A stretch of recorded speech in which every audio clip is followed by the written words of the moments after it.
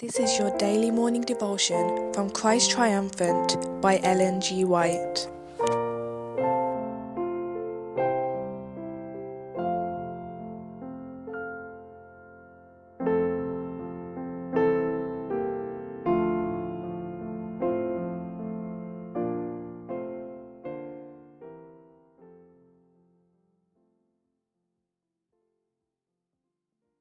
January the 21st.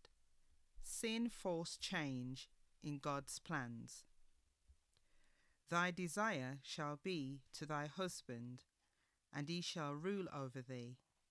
And unto Adam he said, Cursed is the ground for thy sake. In sorrow shalt thou eat of it all the days of thy life. Genesis 3, verse 16 and 17. Eve was told of the sorrow and pain that must henceforth be her portion. And the Lord said, Thy desire shall be to thy husband, and he shall rule over thee. In the creation, God had made her the equal of Adam.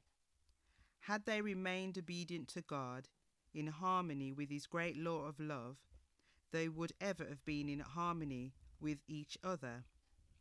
But sin had brought discord, and now their union could be maintained and harmony preserved only by submission on part of the one or the other. Eve had been the first in transgression. She had fallen into temptation by separating from her companion, contrary to the divine direction. It was by her solicitation that Adam sinned, and she was now placed in subjection to her husband. Had the principles enjoined in the law of God been cherished by the fallen race, this sentence, though growing out of the results of sin, would have proved a blessing to them.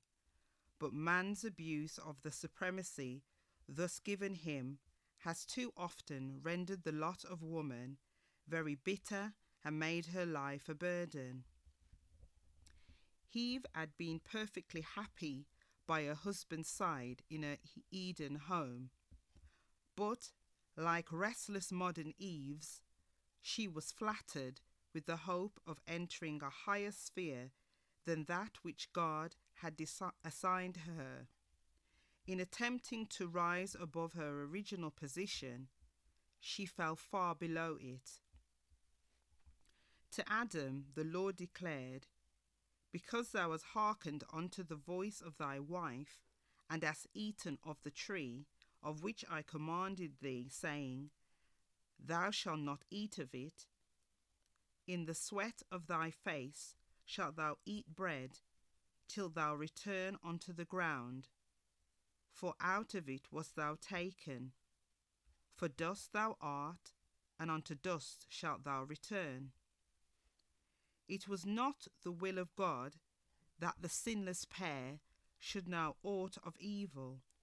He had freely given them the good and had withheld the evil.